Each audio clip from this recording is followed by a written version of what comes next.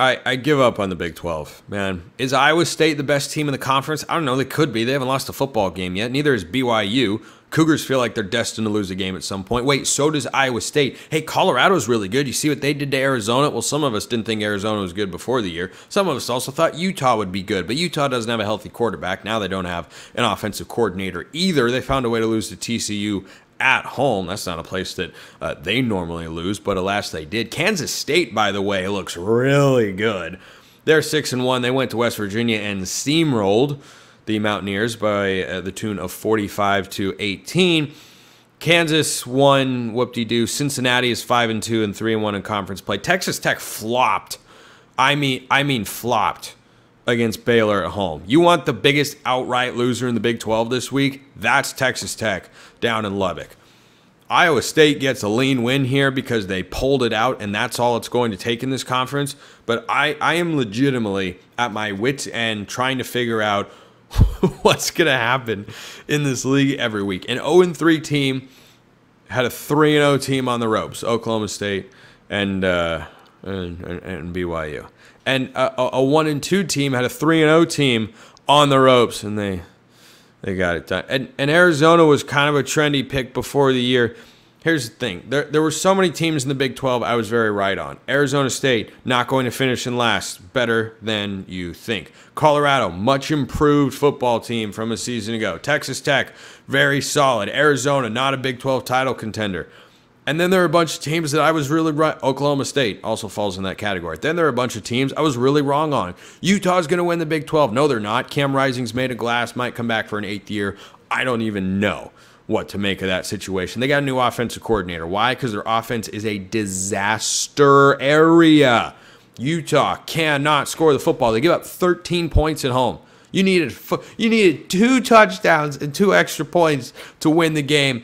Yeah, Utah's season, for all intents and purposes, very much over. Speaking of defense, Texas Tech doesn't know how to play any of it again. They had fixed this issue. They suffered their first Big 12 loss at the hands of Baylor. At the hands of Baylor? Their defense had been better. 22 against Arizona State, 41 against Cincinnati, not great. But they won 22 against Arizona. That was on the road. Then you come back at home and you give up a near 60 piece to Baylor. Baylor gets the outright win label because, oh my gosh, they won a football game. Woohoo! Maybe Baylor will make a bowl game. I still doubt it. I don't think they're good. That's just a bad showing from Texas Tech. You should never lose a game by 20-plus points at home when you score 35. It's a classic Big 12 matchup there. Colorado, 3-1 in the Big 12. I would still like to see them pick. By the way, of all the preseason upset picks that I threw out there, was there a better one than Colorado over Arizona? 34-7. Oh man, Arizona. Arizona's a mess. It turns out, here's the interesting thing about Colorado and Arizona. They are both driven by 2 players, a quarterback and a wide receiver. Now, Travis Hunter, of course, plays both ways. But coming into this year, I thought, Arizona's got Fafita and T-Mac. That's great. But you need more than 2 guys to win a conference or even, a lot of games. Well, Arizona fans didn't like hearing that very much. Well, it turns out you need more than a couple guys. Well, Colorado's got more than a couple guys. The wide receiving core is just nasty.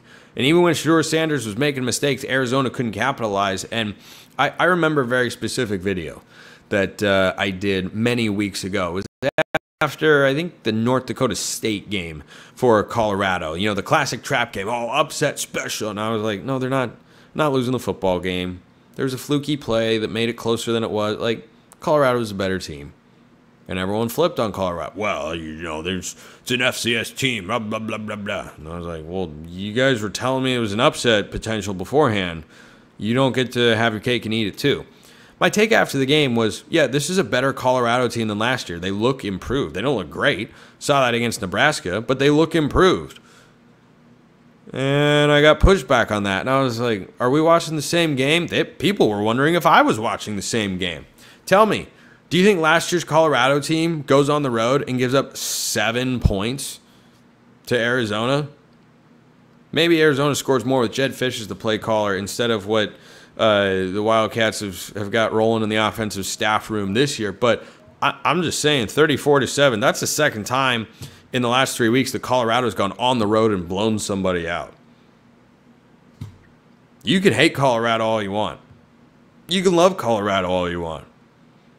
We all have to look at the data that we are getting. This isn't happening on paper.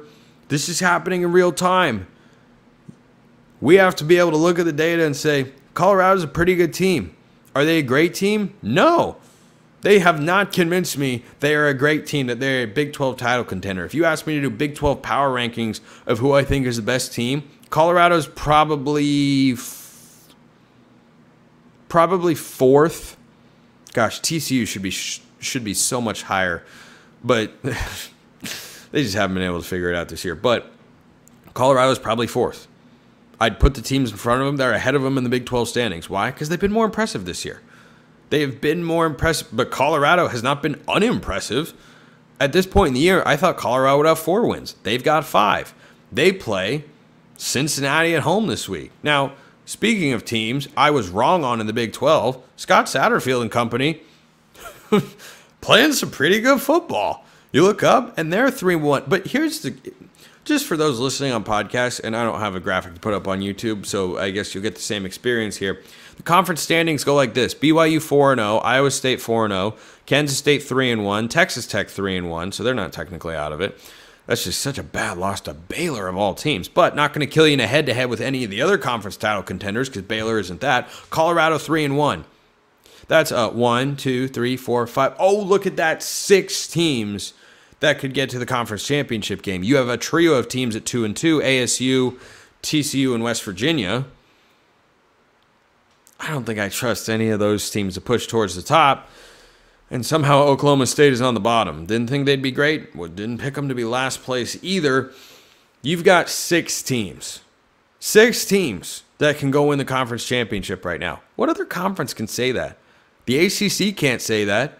Maybe SMU could do it, but Clemson and Miami are clearly better than everybody else. In the SEC, you've got Georgia. You got Texas that could do it. Doesn't look like Alabama can do it. They've got 2 conference losses. That usually removes you from the conference title game picture, particularly in the SEC. And Tennessee's got 1 loss already. They still have to play Georgia on the road. The Big 12 coming into this year was viewed by many, myself included, as the deepest, most exciting conference title race. It's living up to that billing, if not always in the let me try that again. If not always in the way that we expected it to. Because you have seen teams elevate to a place not everyone thought they could get to. You've seen teams have massive letdowns. But the gap between the top and bottom of this conference is smaller than any other league. You know how I know that? The last place team had the first place team on the ropes. 4th and 7, own side of the 35-yard line. Don't convert that, and BYU's got a loss to Oklahoma State. Vanderbilt's not the bottom of the SEC. Mississippi State is. And Mississippi State not going to beat somebody at the top of the conference. I've watched them try. They put up valiant efforts. Was not as close. So that's what makes this so much fun. It is just pure quality entertainment. And if you're listening to this segment now thinking, Spencer, who do you think is going to win the Big 12? I don't know. Pick any, and I mean any, including Colorado, including why not Cincinnati, including Kansas State, anyone of those top 6 right now. Throw a blind shot at a dartboard, and I'll go with your pick. Whoever you want. Can't wait to keep watching it. Appreciate everyone listening. I'll see you next time, and until then, hope you have a wonderful rest of your day.